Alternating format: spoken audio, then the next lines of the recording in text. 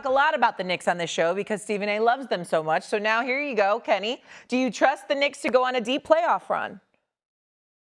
Well, the Knicks aren't a team that's going to consistently blow people out.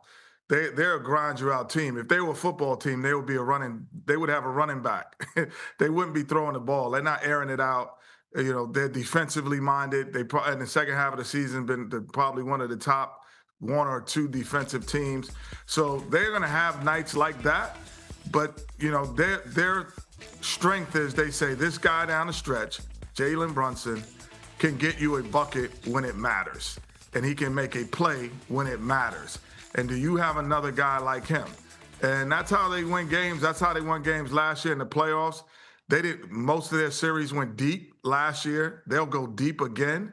But the biggest thing is they have more experience, and they don't have the Pacers, who are full strength, the team that beat them. So they're right there, but with that team in Boston and Beantown, they got an injection, Steven. Why does that put a smile on your face? That's my problem. Why does that put a smile on your face and you smiling and laughing about it? Queens in the building, bro. I mean, this is not good news for us. Listen, I was a Knicks fan, but I was never a Knick. So I don't have the same love as you have for them.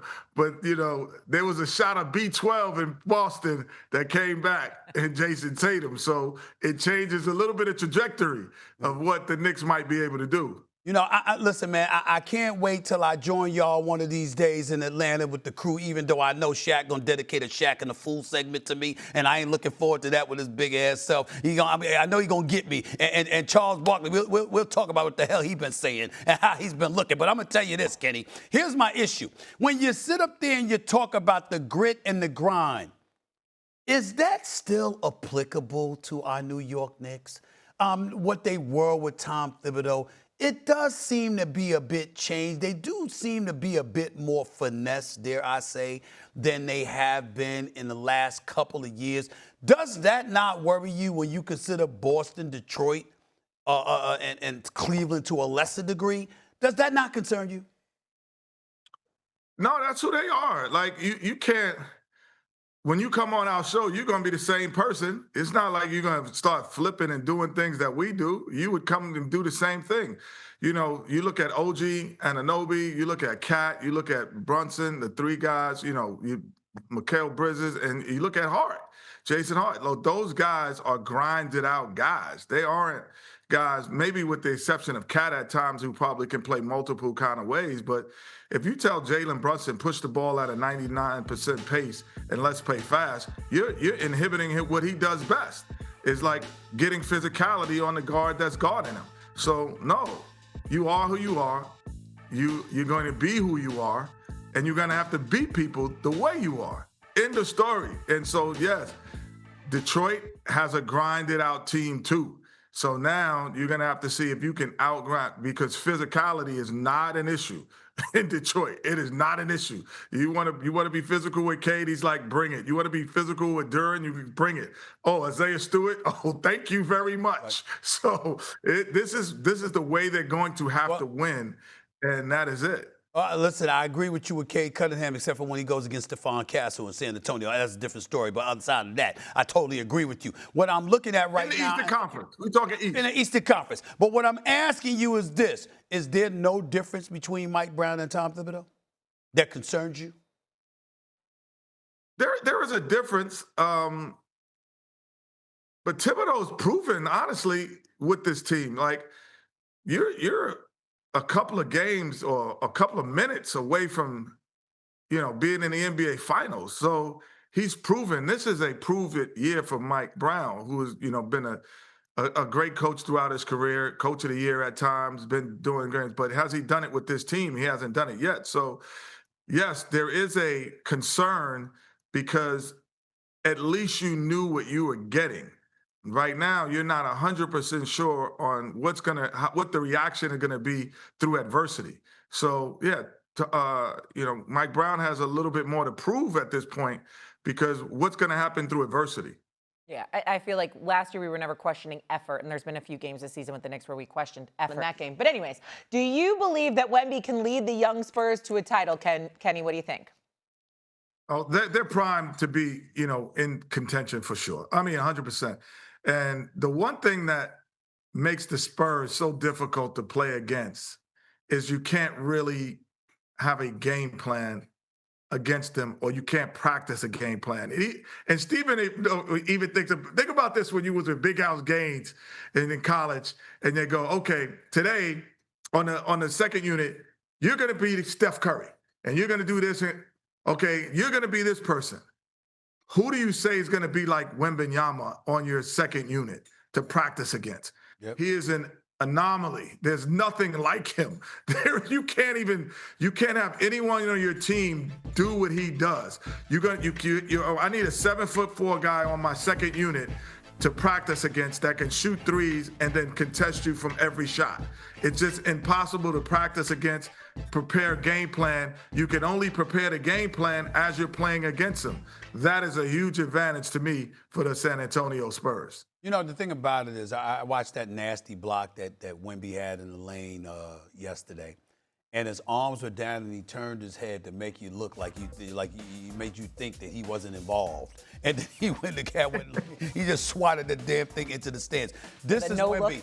And I think the word, Kenny, demoralization is the appropriate word to use, because I think with what he presents, both offensively and defensively. Defensively is obvious. He's 7'5". He's a shot blocker, and you know that he will erase anything in the lane if he's in the vicinity. So that's problematic for a lot of teams itself. And we saw that with Jalen Williams months ago when they asked him, why is OKC having such problems with the San Antonio Spurs? And he was like, they got some dude there 7'5". I mean, that has a lot to do with it.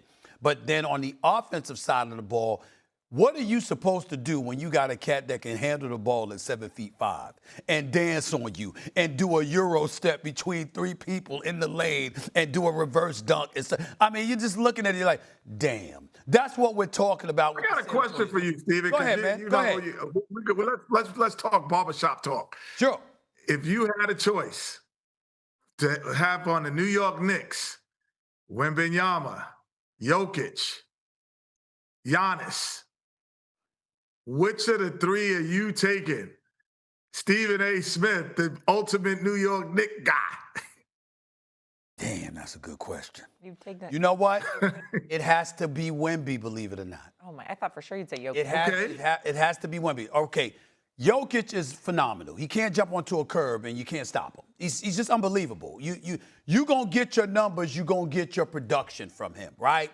And you know what he brings. But he doesn't do that for you defensively.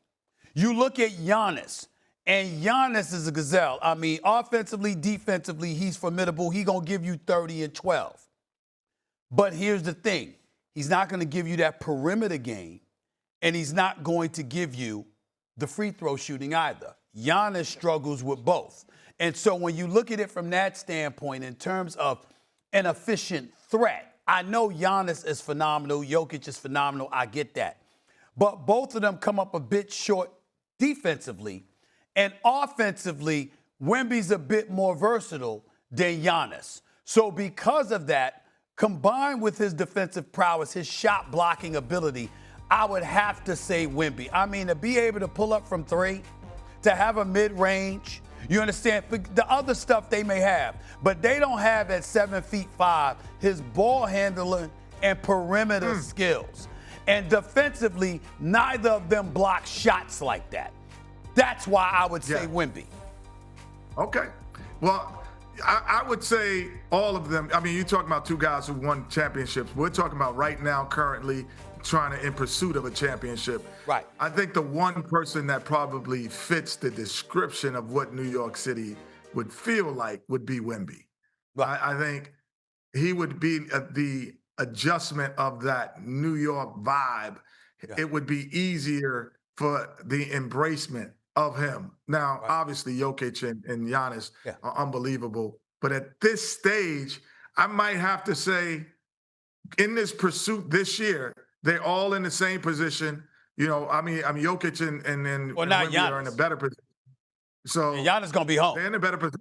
So you'd have to say you're choosing between Wemby and Jokic, and that's not a bad pick. I can't even go against you, brother, on that one. That's not a bad pick. Kenny, I'm here for you, my brother. I'm here for you. to go back to how do you emulate like Wemby in a practice? I remember when teams would play against Boeheim's zone back in the day, they would like hold up kickboards to try and like emulate the zone and the size. Like maybe these NBA players need to adopt, like hold up some kickboards at practice to emulate his size. The key word there, I know we got to go to break, but that word demoralization matters because it's one thing for you to do what you do. It's another thing when you suck the life out of the opposition. KD yesterday they was just so look at them and like, there's nothing we can do. Right. There's nothing we There's no player that you, when night right now, that on both ends of the floor, you're like, where are they? Like, where are they? And that's the thing. When you're a point guard and you're worrying about where the center is, that is demoralizing, 100%. That is demoralizing. It changes your demeanor, your energy, your attacking to the basket. Right. He does that. And on both ends of the floor, you're like, where is he? Because this lob is coming as well. And I got to watch my head, boy. That's a shout out to Shaq.